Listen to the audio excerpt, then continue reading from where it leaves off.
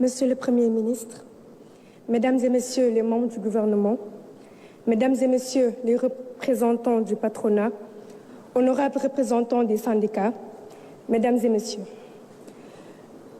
je me tiens aujourd'hui devant vous, non seulement en tant qu'élève, mais aussi comme la voix de milliers de jeunes Sénégalais qui rêvent chaque jour d'un avenir meilleur à travers l'éducation.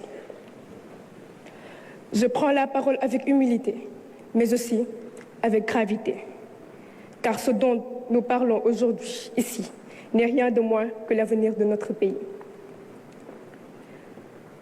L'école sénégalaise est en souffrance.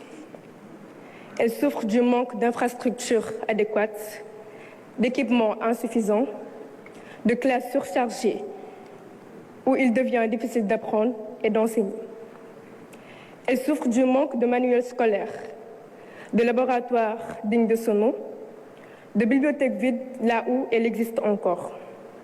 Elle souffre de l'angoisse de chaque rentrée scolaire où nous, élèves, ne savons pas si nous irons au bout de l'année scolaire sans interruption. Elle souffre enfin de ces grèves à répétition qui compromettent nos chances d'acquérir le savoir et la formation nécessaire pour bâtir notre avenir. Mesdames et Messieurs, nous ne voulons plus être les otages de ces conflits. Nous ne voulons plus voir nos années scolaires amputées par des interruptions qui nous échappent. Nous comprenons les revendications des enseignants. Nous respectons leur engagement et leur combat pour de meilleures conditions de travail. Mais nous, encore une fois élèves, avons un message très clair. Nous voulons apprendre, nous avons le droit d'apprendre.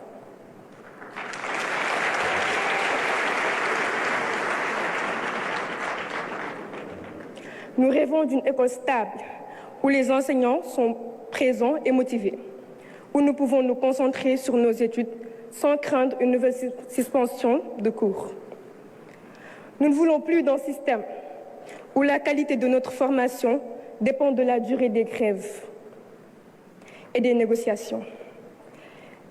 L'éducation est notre bien le plus précieux. Elle ne peut plus être prise en otage. À l'État, Monsieur le Premier ministre, nous lançons un appel solennel.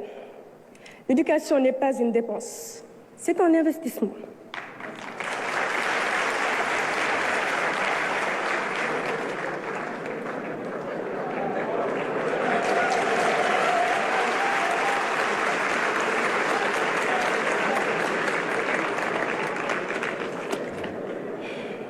Un pays qui veut se développer doit donner à son école les moyens de réussir. Cela passe par des infrastructures modernes, des enseignants bien formés et motivés, des ressources pédagogiques adaptées à notre époque. Cela passe aussi par une planification rigoureuse qui anticipe et règle les problèmes avant qu'ils ne deviennent des crises. Monsieur le Premier ministre, Mesdames et Messieurs, nous, élèves du Sénégal, voulons croire en un avenir meilleur. Nous voulons croire que nous ne sommes pas condamnés à voir chaque année notre parcours scolaire mis en péril.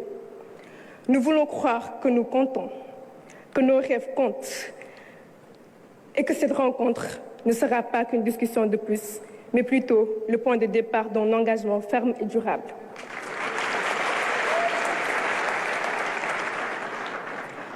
Le Sénégal de demain se construit aujourd'hui dans nos écoles, nos lycées et nos universités.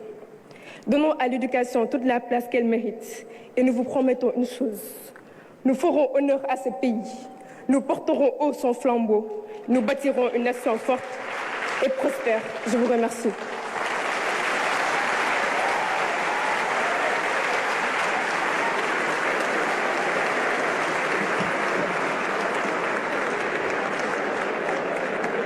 Merci beaucoup. Merci. Merci beaucoup à Ofalkan qui va saluer les autorités, notamment Monsieur le Premier ministre. Merci pour cette brillante intervention. Merci surtout pour le respect du timing et nous espérons que cela inspirera les prochains orateurs.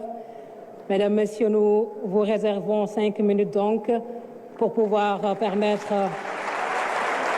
au plus grand nombre de prendre la parole. Awa-Fall Kane, merci beaucoup pour cette belle intervention. Donc nous passons au secteur de l'enseignement supérieur et je vais appeler la représentante des syndicats, Madame Diémé.